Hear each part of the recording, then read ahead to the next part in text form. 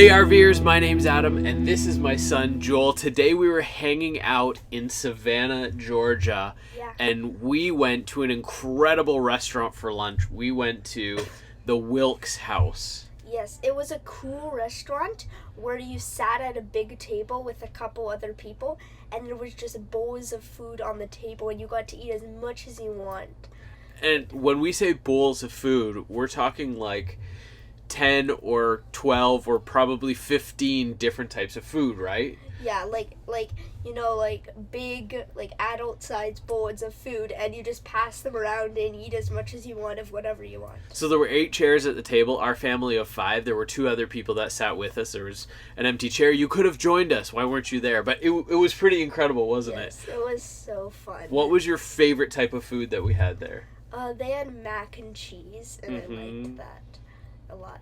But my favorite one that they had there was they had okra in the sauce, and it was really, really good.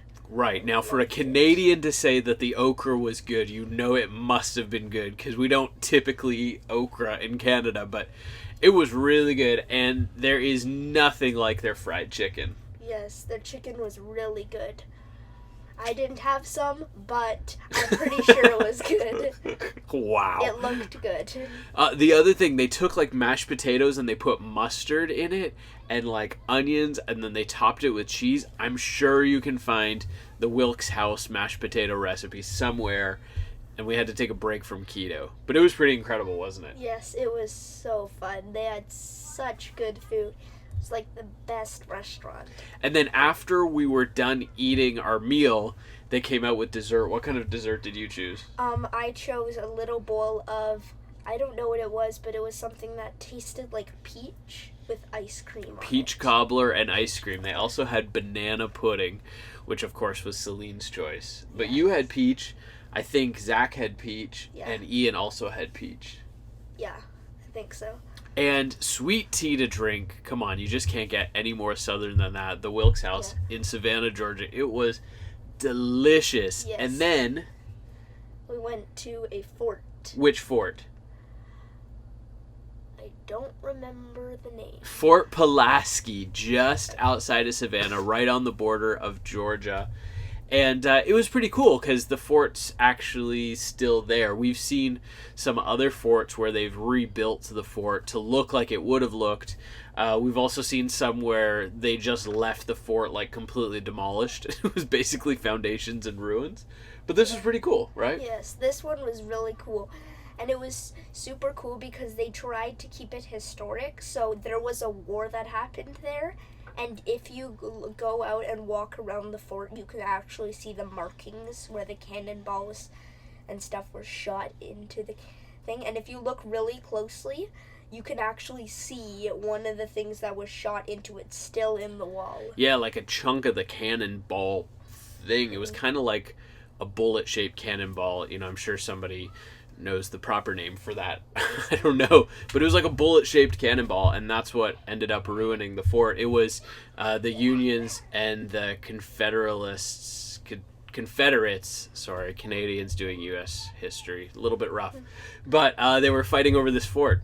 Yes, and the reason the people in the fort had to surrender was because the other people were shooting in, and they were close to where the gunpowder was stored. And if one of the cannonballs hit the gunpowder, it would ignite the gunpowder and... Right. It would have blown up the what? The entire fort. And that would have actually been pretty funny if it was still a National Historic Site. Here is a field where there used to be a fort. Yeah, we talked about that. The war would have looked a little bit different. At least that battle would have looked a little bit different if they'd actually blown up the, what was it called? The powder? The black powder. Yeah. Something like that. Yeah, it was gunpowder that they used in the cannons. The black gunpowder in the storage facility. They busted through the wall. The Unionists had busted through the wall, and if they'd shot, that powder would have been just like a ginormous powder keg, would have blown the fort up to smithereens. We got in with our National Park Pass. It's a National Historic fort, so we were able to get in with our park pass. What was one of your favorite things that you saw at the fort? The prison. It looked really cool because there was bars everywhere. Mm-hmm. What was something that surprised you about the fort? It surprised me that the other people that were shooting, they could actually get the cannonballs over the really high wall to land inside the fort. Because they were shooting from one end, over here, and the gunpowder was on the other end. So it's like they had to get it up and over and then into the thing to wreck the wall. Yeah, it was pretty cool. You can actually still see the chunks where the cannonballs had hit the wall. Like, there's still chunks of wall missing, and you can see where, as soon as the fort was surrendered, then the Unionists were able to rebuild the wall, and you could see the chunks where the bricks are the rebuilt, and the chunks were the original.